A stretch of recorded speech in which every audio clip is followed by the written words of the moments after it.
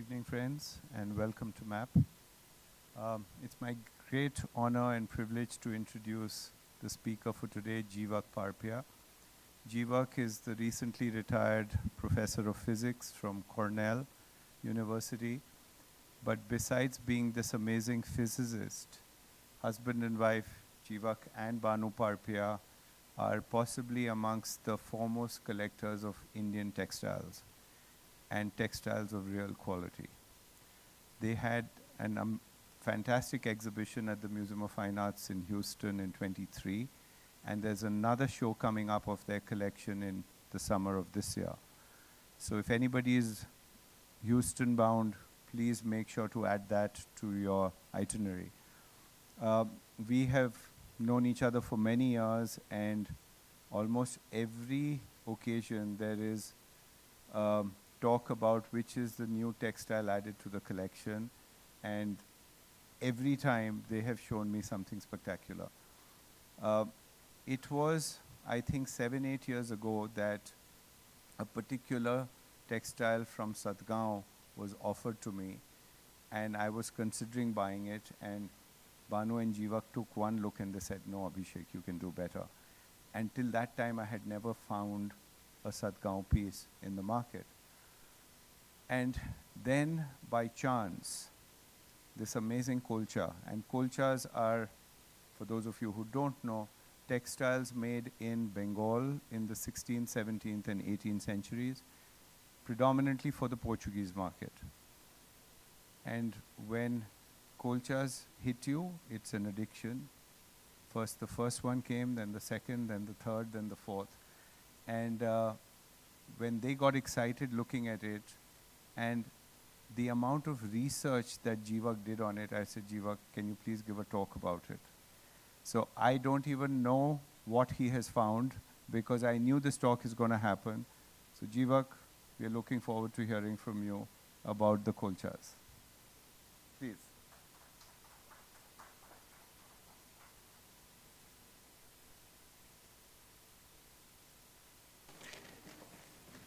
Thank you, Abhishek, and thanks to all of you and the whole team for all of your efforts in helping make this happen.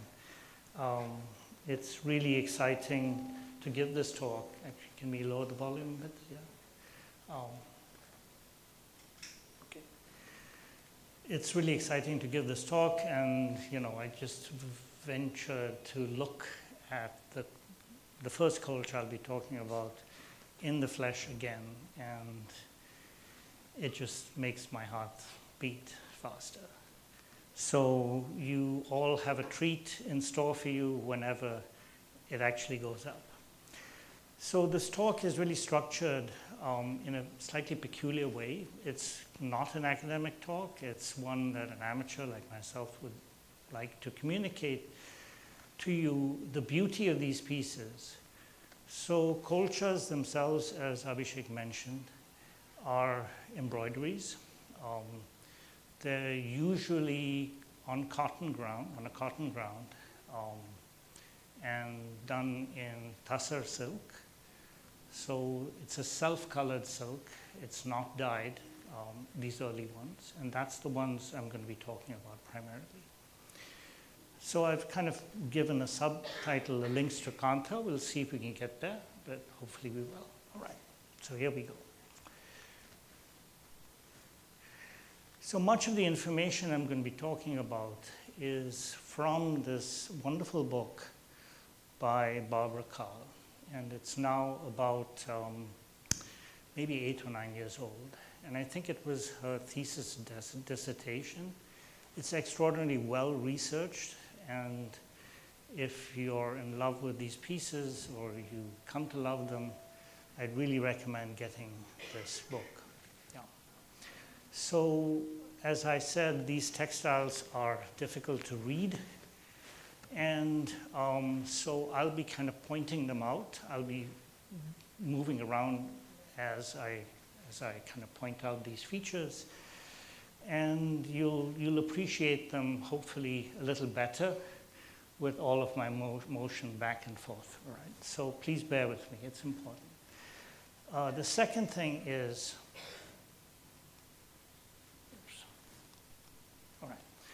So usually they're quilted with the embroidery piercing through several layers, sometimes the back, despite what I've written. And a range of stitches is used and I'm not a technical person in this regard, so you won't hear much discussion about technical anyway. There's no dyes involved with these. So an important question that comes up is, what were these textiles intended for? They're really large. I mean, they are, I would say, 3 meters in length and 2 meters or so, even wider and even longer in their width. And if you've been to early Portugal, then you know that these pieces, Portuguese beds are really kind of small, especially from that time in 300-400 years ago. So it's unlikely that they were intended for bed, but possibly they were. We don't really know. They could have been used as wall hangings. And another question that is still up for debate is whether they were, it's generally thought that they were exported to Portugal, but it's a possibility. In fact, that was one of the subjects of a discussion that was in the meeting just a few weeks ago in Kolkata, where a curator from Lisbon advanced the idea that perhaps these were intended for consumption by Portuguese in India itself, and then later on went with their materials back to Portugal. Anyway, it's not clear, and it's actually not that important, at least for our purposes, right? All right, so here's a map of taken from the Italian time period, and it's of Bengal, shown upside down, right? So that is India. That direction is south, and you'll see Satgaon located here, Satgaon located here, and this is essentially the Ganges flowing in, and or a tributary of the Ganges, which is now dried up. So this Satgaon was apparently given to the Portuguese, or they were given a lease on it by the Nawabs in Bengal. And that was around 1530. So the quilts are nominally called Satgaon quilts because possibly they were accumulated there before they were dispersed to whoever had commissioned them. The town of there's no Satgaon. Satgaon means 7 villages, of course, but I don't think it actually exists today. Yeah. So these are the 2 colchas that I'm going to be talking about, which are in the map collection. The one on the left, and you can see, they're hard to see, so it's nothing wrong with your eyes, right? Okay, that's kind of normal. We'll go into them in some detail. The one on the left has a circular medallion, and it also has 4 quarter moons in the central part. And then there are multiple borders that you see, 3 borders in this case. And in this one, there is a central panel, which has various features. It's all symmetrically laid down around the axes. And there are really 4 or 5 borders. This one is kind of stops, right? It truncates. But you can call it either 4 or 5 borders. So each of these borders has got a particular theme to it. And one of the other things that Anna Cole kind of advanced was that perhaps these little vignettes that you see are reminiscent of the terracotta temples that are also in that area. So, there's speculation. I'm just putting that forward. It's a very nice idea. All right, so let's move on to looking at this very first one. So looking in Barbara Carl's book, I saw, when I began to actually look at the image, so not when I was seeing the actual colcha in the flesh, so to speak, but when I looked at the image, I realized that there was something really quite extraordinary in this image. And that was these beautifully drawn serpents or makaras that define the borders of the 4 quadrants of this colcha. And so that was kind of something that I started to look at. And in Barbara Carl's book, there is this particular colcha, which is from the Budapest Museum. And in the text, she attributes it to the early part of the 16th century, which is remarkable. I mean, you know, that's 500 years old, right? And it's this. So this piece, both of these pieces are really survivors. So what I'm going to do is to really concentrate on some images in there, and then kind of give you a little flavor for what's contained in these images. But let's look at the central medallion to start off with. And you see that there are essentially 3 roundels, beautiful surrounding of leaves. And here in black and white, you can kind of pick the contrast as more. Okay? So, and so we can kind of see that better. So I'll let you have a couple of seconds to appreciate these. Of course, there are differences in these pieces. They're not machine-made. And one of the important differences that you'll see is that this colcha has an additional border here. I don't think that one is missing a border. It's just, that's the way it is. Yeah. So this one is essentially first quarter of the 16th century, and that's, you have to remember, that's essentially about 25, 30 years after the Portuguese first landed, set foot in India by boat. So it's a remarkable achievement that you have essentially Karkhana set up to make these objects, right? So the general kind of theme in these roundel things is that you have these 3 rings. There's some figurative business going on in the middle, and then there are these 4 corners, and each of them has some theme. And then there are borders with additional roundels and so on throughout. Yeah, so that's the general structure of this type of colcha. And yeah. So let's look at that center now in some more detail. So what you see in this very center is essentially a couple who are seated in the middle. So much of this is really speculation. We don't know the purpose and why they used the imagery that they had actually, you know, put into these. But it's possible that these images are supposed to convey harmonious family life, and the tales that are contained in the other kind of subsidiary roundels are to give you some moral sense of, you know, how people should behave with respect to each other. So let's take a look. Okay. So the center shows man and woman seated in a garden. You see nice flowers and so on and so forth. The next theme is really one which is things to do with the water. And if you noticed in the map that I showed, there are all these strange fish. So here we have additional kind of very strange aquatic creature.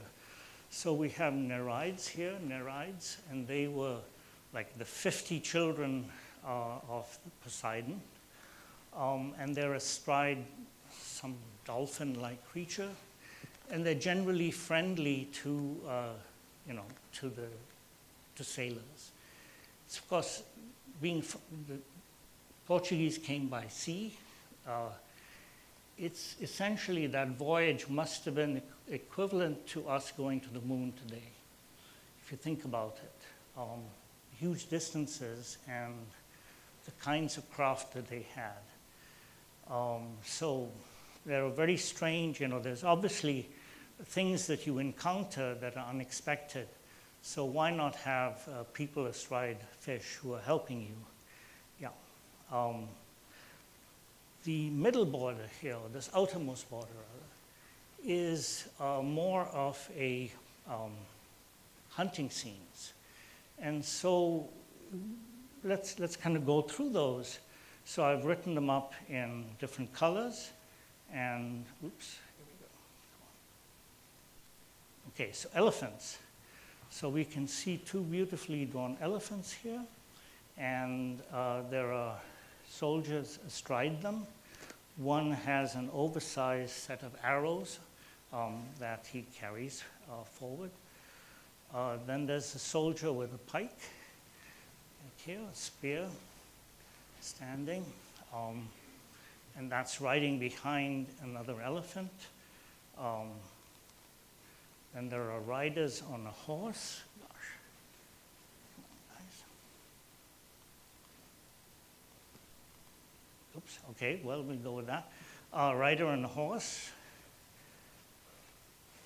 And back there. And then this very strange flying dragon right here. Beautiful tail. You can pick that out. Yeah. Then there is, what's that? That's a lion. Horseman chasing a lion, yes. Dragon right next to it.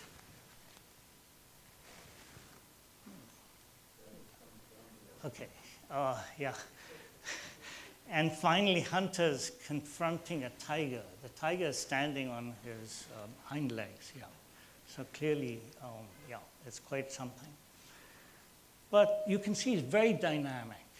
And if you were to look at these very closely, all the muscles are defined. They're really masterpieces in and of themselves. Yeah.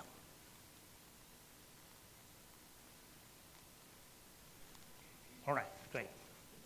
So now we have a slightly color-enhanced version of one of the corners. So you can see the beautiful snake heads, the tails. So there's two snake or two makaras. They both have tails. And there is a peacock, well known in mythology, attacking the snake. Right. Contained within this, this particular roundel is a story, a fable, from essentially a biblical story. So it relates the siege of Bethulia, which is being carried out by an Abyssinian general, Holofernes, and he's laying siege to Bethulia, Bethune, in which the widow Judith dwelt. And Judith was an exceptionally beautiful woman, so she gains access to Holofernes' chamber, drugs him with wine, and then proceeds to behead him. So this is the beheading shown in ivory in a medallion which is found. It's a 12th century medallion found in Bayeux in France. But it shows what you can't see right here. But what you do see is Holofernes here, no head, blood spouting from his neck, very graphic, right? And Judith right here. And she is displaying Holofernes' head in her hand. Okay, and the various soldiers. So this is, don't mess with the lady, I guess, is the moral, right? Very nice, yeah. On the other side is a different tale. And let me take you through this one. So this is a story of Hero, who is a lady, and Leander, her lover, So they are sited on either side of the Dardanelles, which is a strait between two parts, essentially the Aegean Sea and, I guess, the Black Sea. Geography is a little hazy at this point. But Hero was seeing Leander through the entire summertime, and the straits were very calm, and so he would swim across and see her in the evening time and get back home. But in the winter, the currents are much stronger, so they decided to stop. And she would light a fire in a tower up here. So you can see, I mean, all of this is rendered in beautiful detail, right? And so she'd lift this fire. Leander sets out on a winter's day, and the wind kind of blew out the fire. So the poor chap was left in the straits and actually drowned. So I didn't spot this while looking at the photographs, but this afternoon when we were looking at the thing in person, there's actually Leander floating in the sea. All of this is the sea. You can make out his body right here. Okay? And Judith is viewing all of this, and Leander is then pulled out, so this part you could see. Leander's pulled out from the sea. She spies that and throws herself. You can see her hair kind of falling down right here. So again, really a beautiful rendering, and here, essentially, I suppose there's a cautionary tale. You should not swim in the winter. Yeah. All right.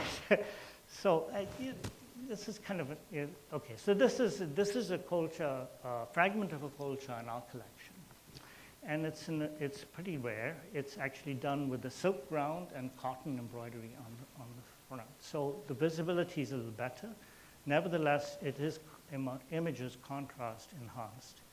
So this is after the siege of Bethulia, which I mentioned before. You can see these array of soldiers and their pikes sticking up. You can see the backside of two horses disappearing into the side, much like an Indian miniature, where it kind of spills out from the border, if you like. But, very nice. And so it's nice to kind of see, beautiful. So the town is seen behind the wall. And we'll look for those kinds of images in the pieces to come. All right. So this third corner of that same culture is the Judgment of Paris. Very interesting. So Eris, the goddess of discord, was not invited to a party. And so there's a big party. All the various gods and goddesses and important personages all gather for this party.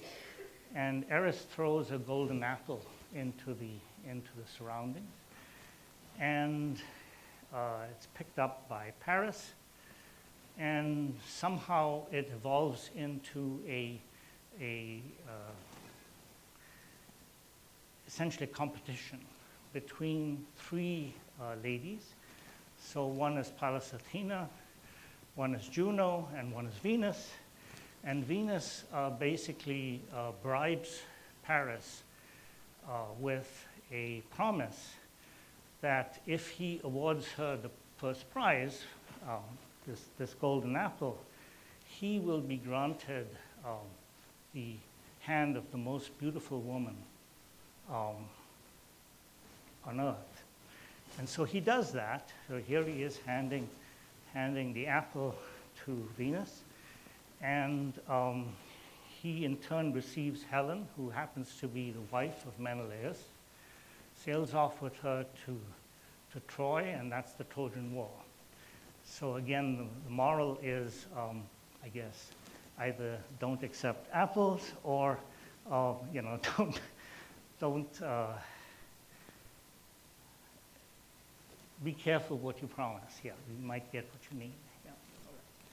So, the fourth corner, another cautionary tale. The hunter, Actaeon, is right here on his horse, and he sets off into the woods. He spies three ladies who are bathing, and they're goddesses, so they take exception to this, and defense mechanism goes up. He gets converted.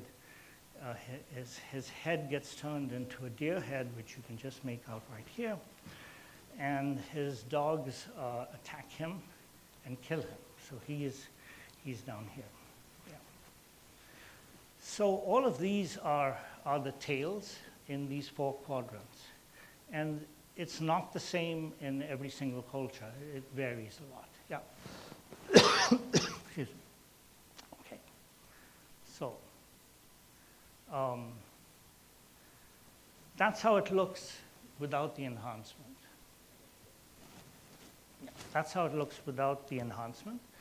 And all right. So let's take a look at that in some more detail.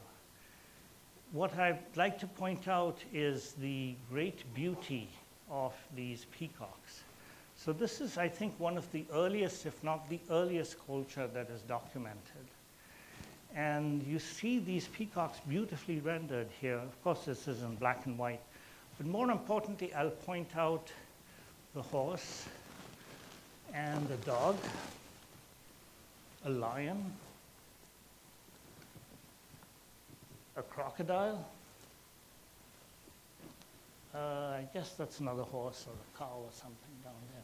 But these are, I mean, and birds, the rendition of birds and so on, very Indian in nature. So essentially, this is an early culture, and the sensibility of the embroiderers has not yet been kind of affected by the Portuguese demands of, you know, what the culture should look like, right?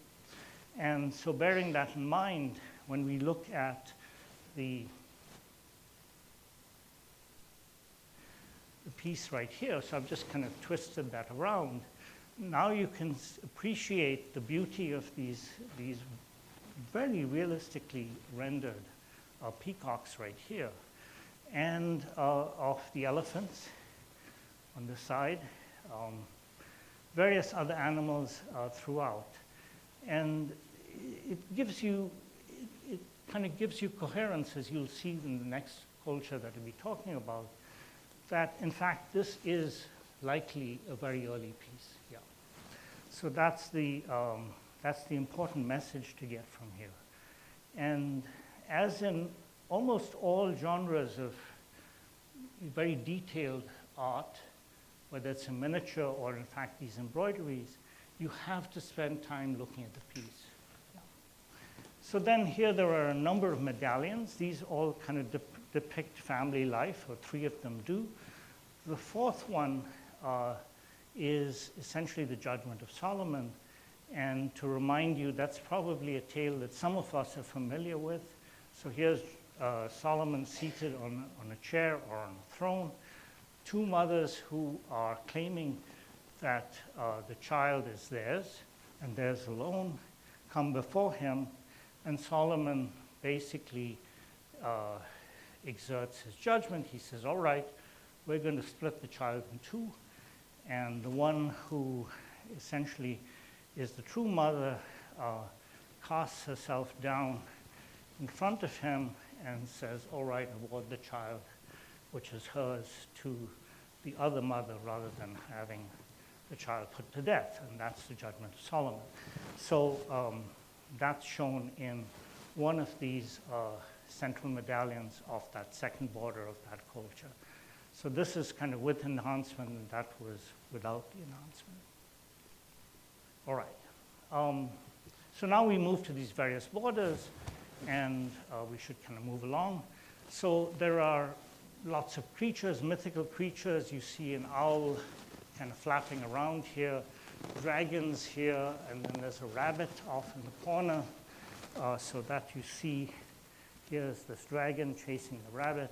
So there are lots of animals and beautifully kind of rendered right there. Again, you have sort of family life going on in this corner medallion. And the outside has hunting culture images. So you can see the elephant horse rider going off. A very strange creature right here with a tail and wings.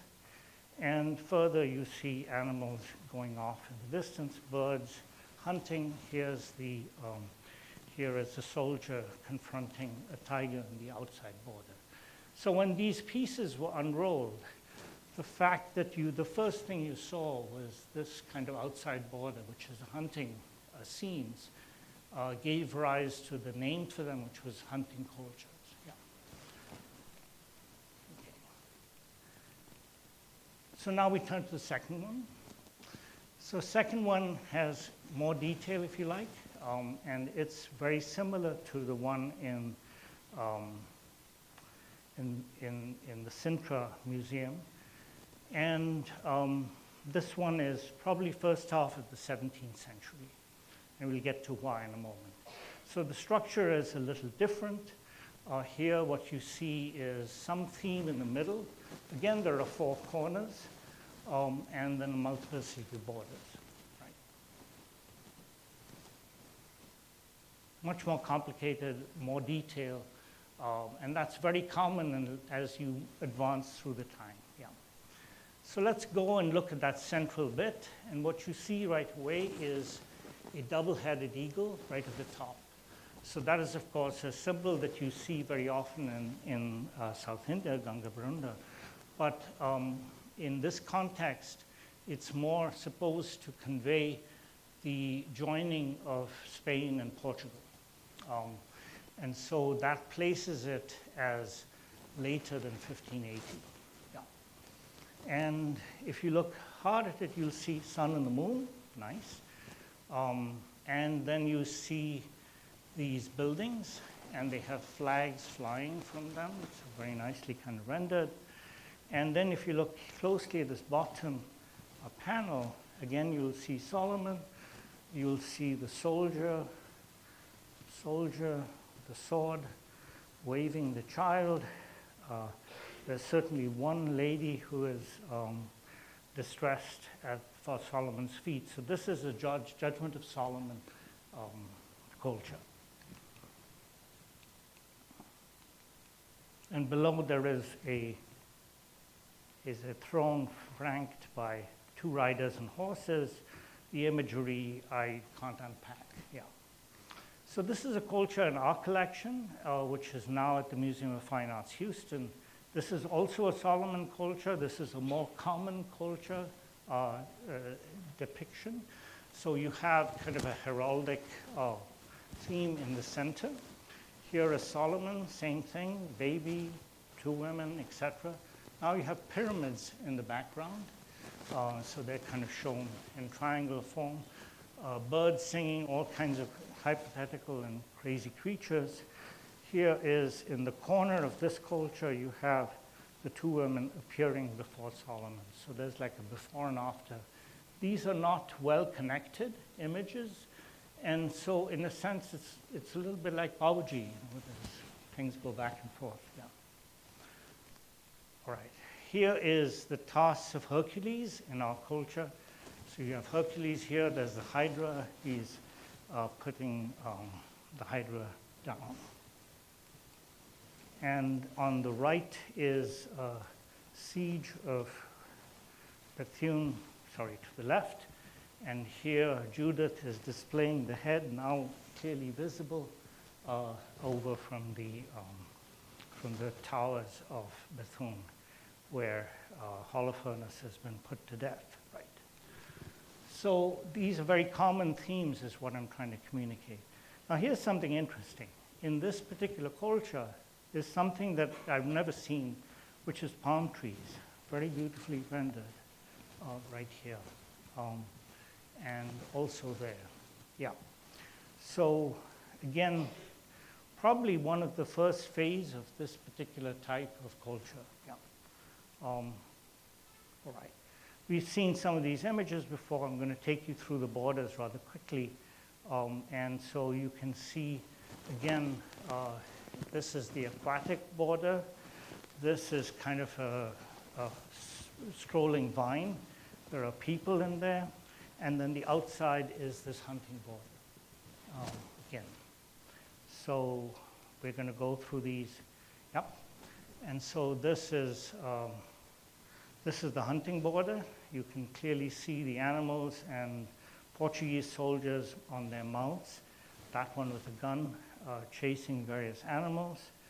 This one actually has an arquebus, which is a type of a bow and arrow, but mechanized. Yeah.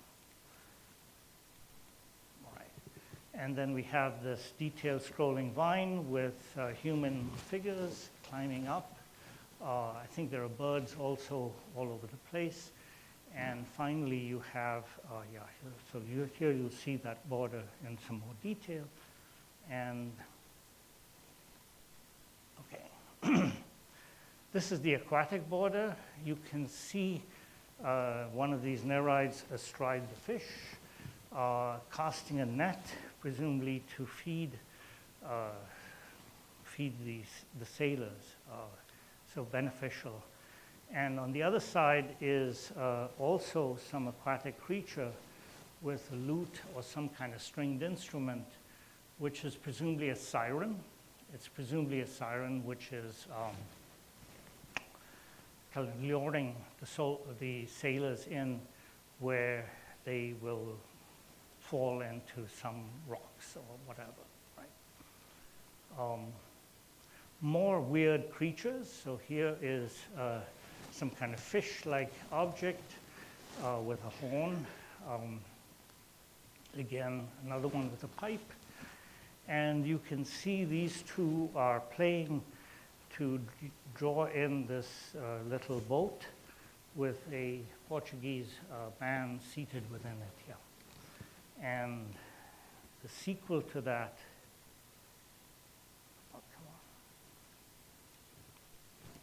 yes.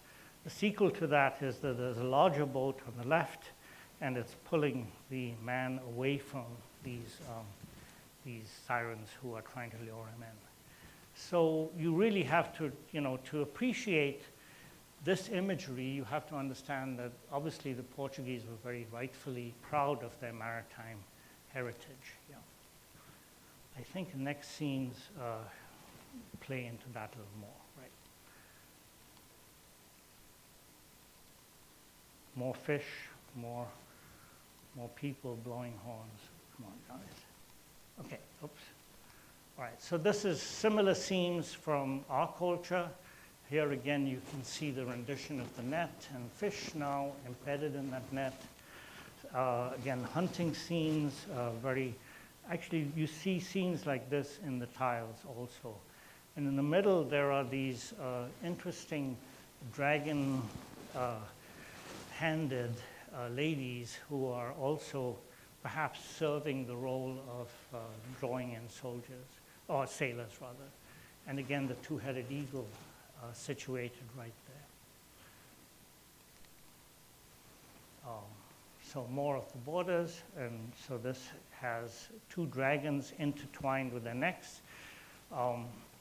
Just a beautiful kind of rendition.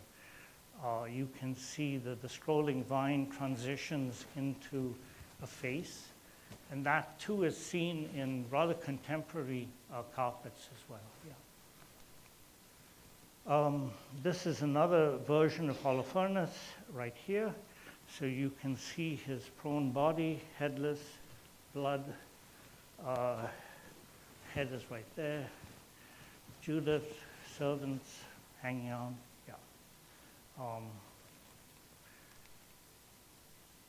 And I think the last story that I have is of Phaeton, who happens to be the mortal son of the sun god, Helios, who steals his father's chariot and goes riding off, taking it for a joyride, gets too close to the ground and essentially creates havoc. And so he's brought down by Zeus's thunderbolt. So it's a story, don't borrow the keys if you haven't got a license, right? Okay. All right, so the culture tradition.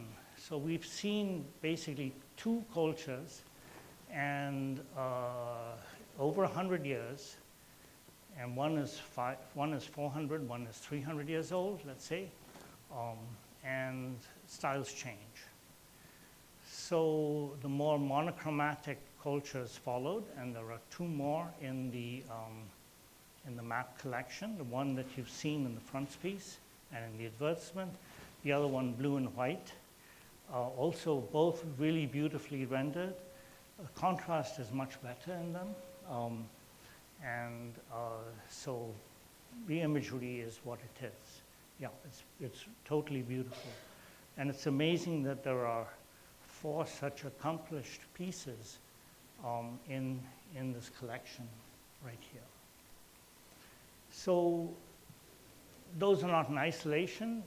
Essentially, the evolution of styles led to less monochromatic but more readable kinds of embroideries.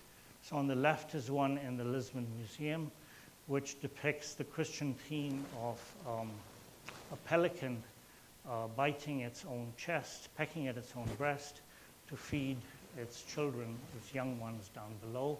So self-sacrifice is the theme that we're going to learn from that one.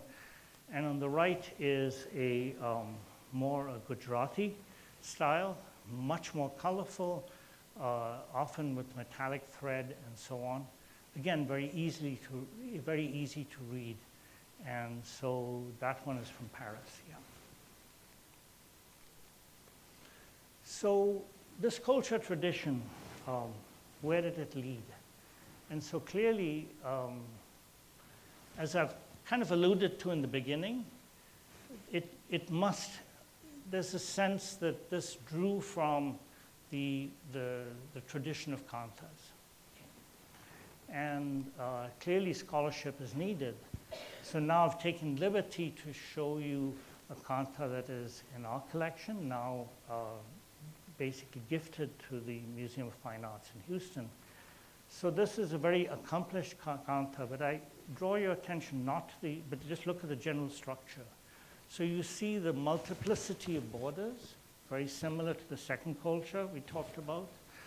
You see this beautifully rendered central medallion, again, like the very first one. And you see a number of figures, and you see this border which has a number of kind of images installed in there. So again, it's kind of has a resonance, has simpatico with the multiple borders, which had, of course, more figures in them. Yeah. Very colorful.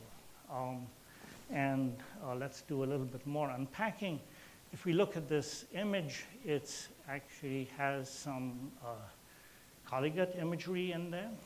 So you see the husband who is putting to death Ilokeshi right here. So he's waving a fish knife, which he uses then to sever her head. So not for the right kind of things. So she has had an affair with initiated by the Mahant at a temple, that is the root of this particular crime. And so here is the Mahant shown with Ilokeshi at the Tarkeshwar temple. And this was a scandal that kind of came forth just about around in the 1870s. And on the right-hand side is a woman beating her husband, presumably with an object. It's sometimes shown as a rolling pin. And this is very common, again, in the Kaligat paintings right here. So you see the parallels in these images, beautifully rendered in embroidery. Yeah. So I show another kantha, which again, you see the multiplicity of the borders, monochromatic. And so perhaps there is a continuity in that sense. This is a quite rare piece, actually. Not much in the way of figurative, Again, the central mandala is always there, but that's very common in all kantas. The multiplicity of the borders and the black and white nature is quite remarkable. And last object is another kanta, again rendered in monochromatic version. And here, the parallels, I think, are kind of more compelling in a sense. There's not so many borders, but the borders have these animals kind of nicely laid out. You see the 4 quadrants now, and I can't believe that that's really like a coincidence. There's some carryover here. So these, of course, 19th century pieces. They're not old on the scale of the Colchas that we've seen. And again, the central medallion, these kind of half moons now on the sides, one showing peacocks, the other showing 2 tigers, and animals on the outside. So,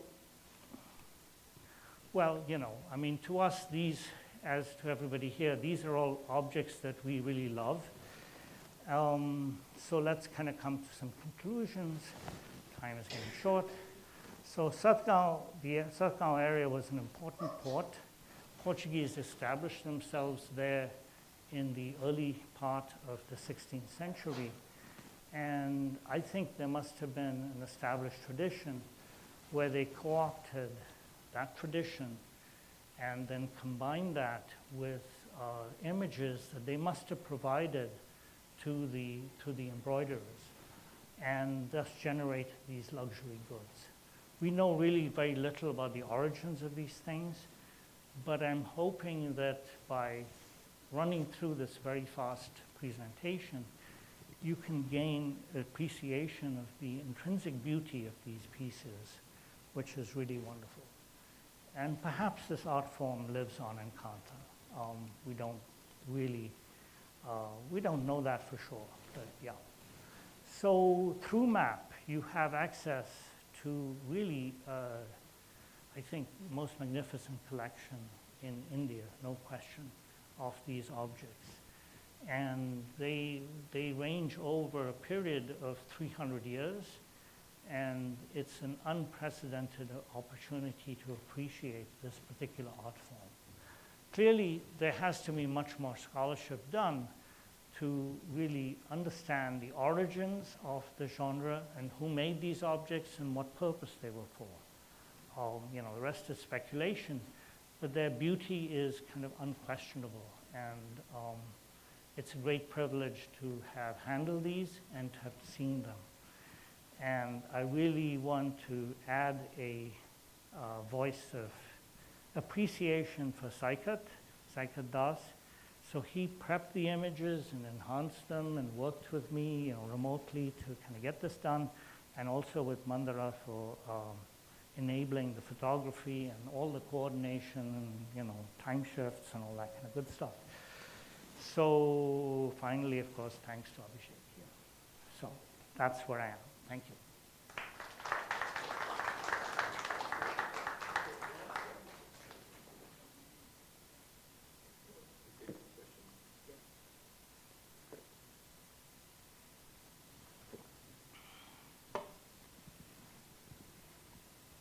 Thank you so much. I had one question. Like, as you said, after the Portuguese were here, within 25 years, you see the karkhanas coming up. Do we know if, how were these stories basically translated to the artisans, or were there initial drawings given to them or something like that? So everything is speculation. We don't really know. I mean, there are, in the case of, you know, Mughal paintings, there is certainly knowledge and the direct analogs where you can see woodcuts where a particular image is then reproduced. So these woodcuts were unquestionably kind of taken to the courts, and the artists in the courts basically could generate a version of this woodcut cast through the desired lens. And it's certainly true that you can see, though I didn't point out, in many of these quarter moons and in many of the other images, a few of the other images, you'll have text which is rendered in Greek. So they must, I mean, you know, there must have been templates that were given to the craftspeople who were actually embroidering them and said, you know, make something that looks like this. So in many cases, the writing is kind of garbled because they have no real knowledge of, you know, of that particular alphabet, for example, assuming that they were literate. And the images, you know, sometimes don't really make that much sense, yeah. But I think the skill with which the images were rendered, and even the way the ground is treated, is just phenomenal. Yeah. If you can think about the effort that it took to generate this, it's kind of mind-blowing.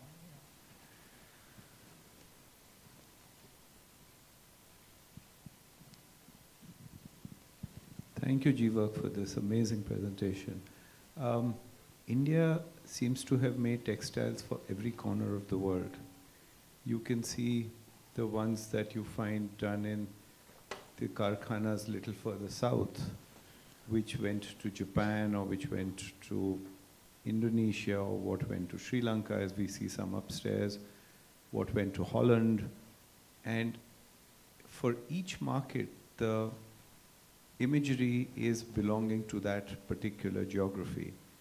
So obviously these were traders, or because one doesn't know about the Japanese presence 400 years ago in India, but you yet find Japanese subjects done in India for the Japanese market and what was used in their tea ceremonies. So we are aware of woodcuts and prints and European prints that came over here. But there was obviously this network of image exchanges which were happening. And how come you don't find many of the Indian imagery which went to these places? It happens only much later in the 18th century onwards. But whatever you find in the 16th and 17th is purely done only for that particular market. It's a very good question. So I think with regard to Japan, the trade was highly compartmentalized, I think. So the Portuguese, who were the prime, and later the Dutch, who kind of were doing the trading, they were confined in Japan to really little towns. Their space was not, you know, they couldn't wander around. So I think the impact of images must have been more or less confined to whoever could have seen them from the native. And generally the craftspeople in those areas were probably spread out. So I think there was little means of transmitting that, unless there was a specific demand from some, you know, court kind of place where the Indian textiles, which were traded by Portuguese or Dutch to Japan, would have come about. I think in the other cases in Southeast Asia, the impacts were certainly there, but came a little later. Though I would say that the trade with, say, Indonesia did not commence with the arrival of the Portuguese and Dutch.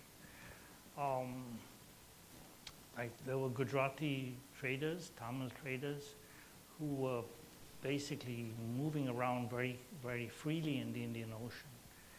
And I think their ability to trade was certainly killed off by the arrival of the better armed Portuguese and Dutch, yeah, and later English.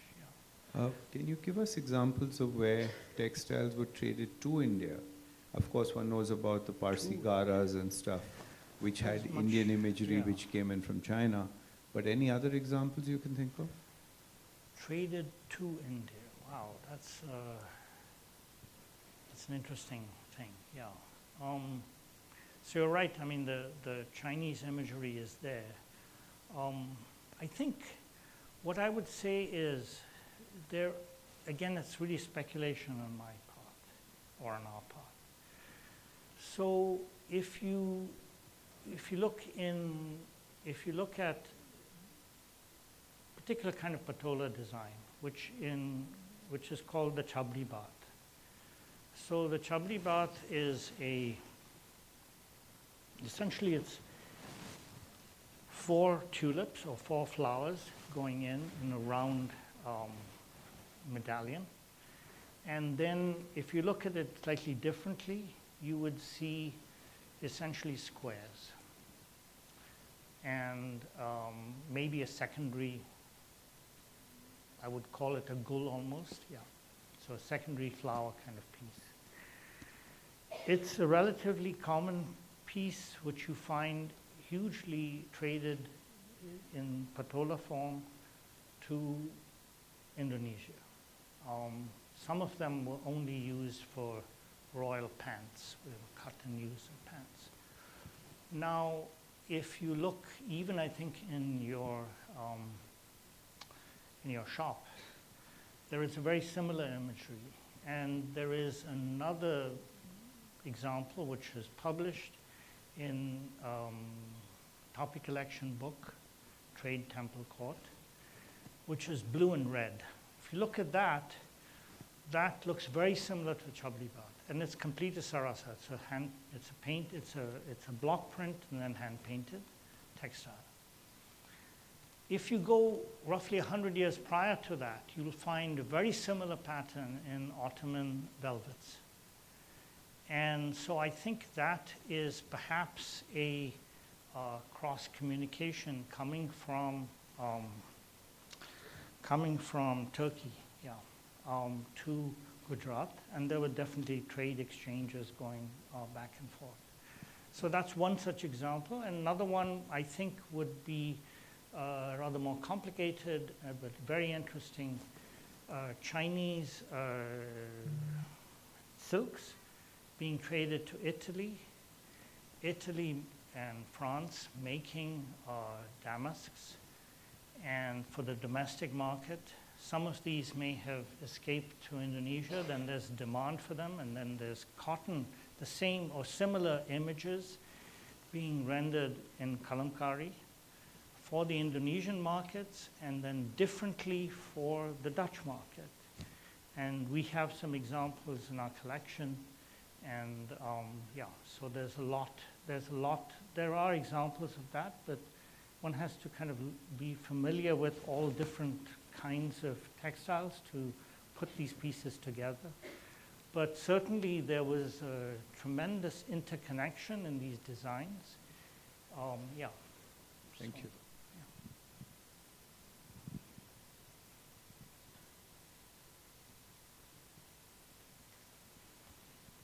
Thank you so much. This was brilliant.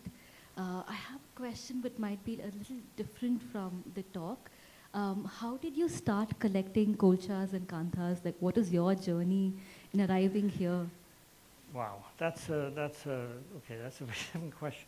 So I think, both of us, Banu and I, we collect really on aesthetic principles. So we have to love, both of us have to kind of agree on the piece, and they have to speak to us. And one of, I think, the important features when you're looking for textiles in particular is that you have to be able to visualize and pull from even a fragment, because as pieces, these are survivors, and what you have is so lucky when you have 4 complete cultures. This is like, unprecedented, and to get them in 2 years or whatever is like ridiculous.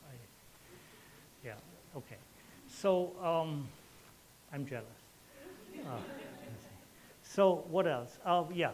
So you have to appreciate that, when you find a piece that has this level of integrity and beauty,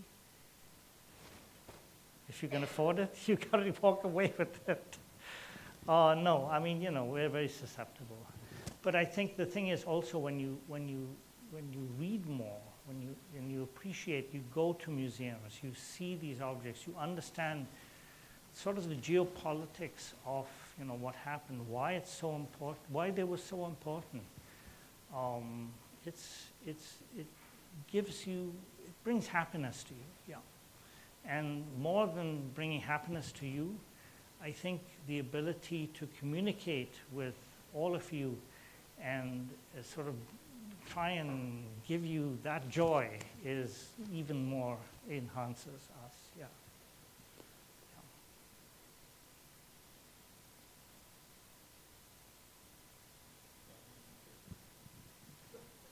Hi, thank you so much for this talk.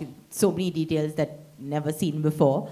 And again, my question is connected to what you just asked.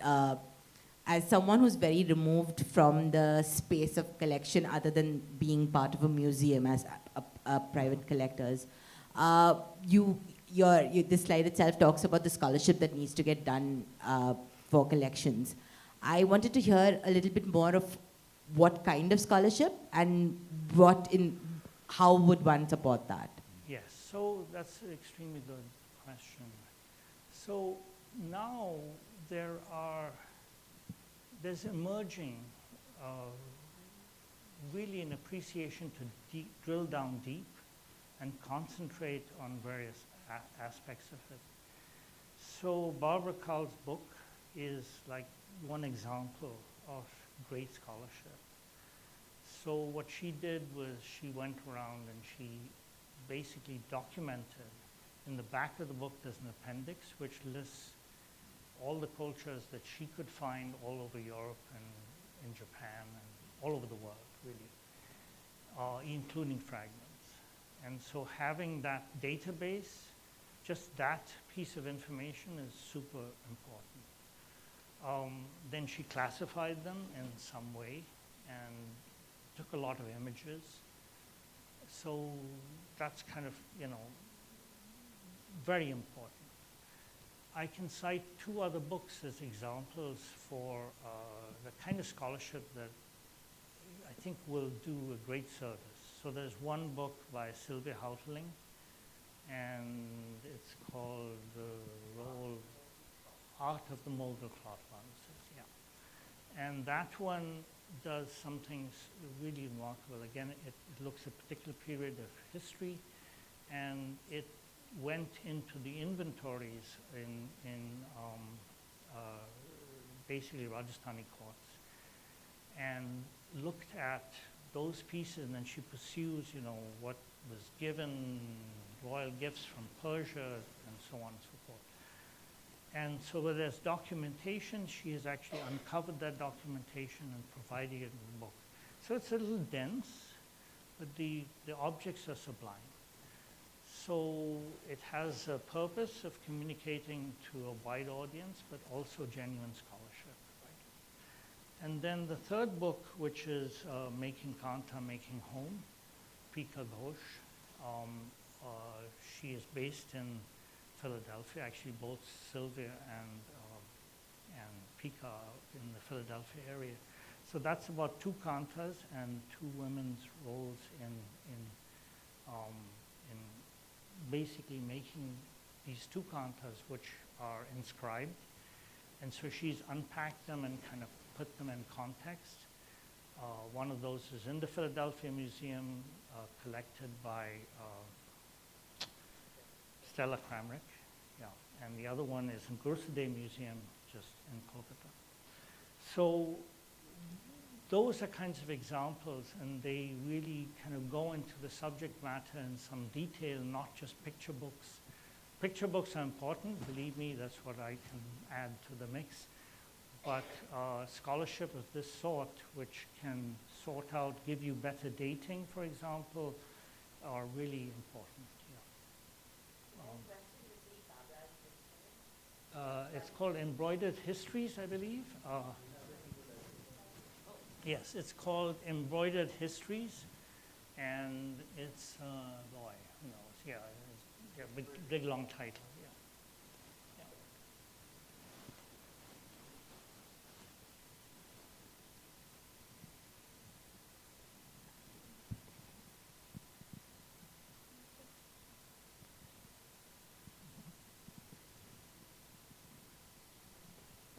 Thank you, Jeevak.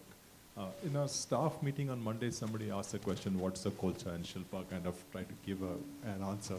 I think we've got as clear an understanding and explanation of what Colcha is.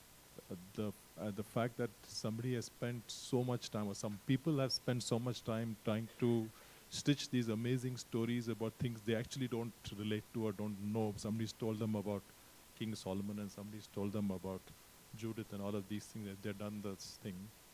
But we don't know why.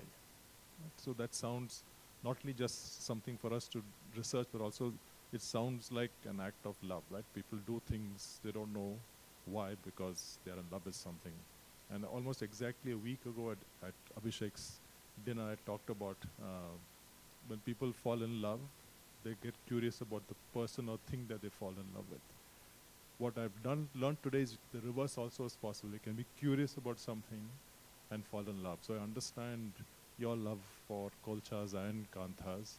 And thank you so much, Jeevak and Banu, for making me fall in love again with something new and for me to go and do some more work. I appreciate the time, and I thank Santosh for the ISL, and I thank all of you for coming here this evening. Thanks.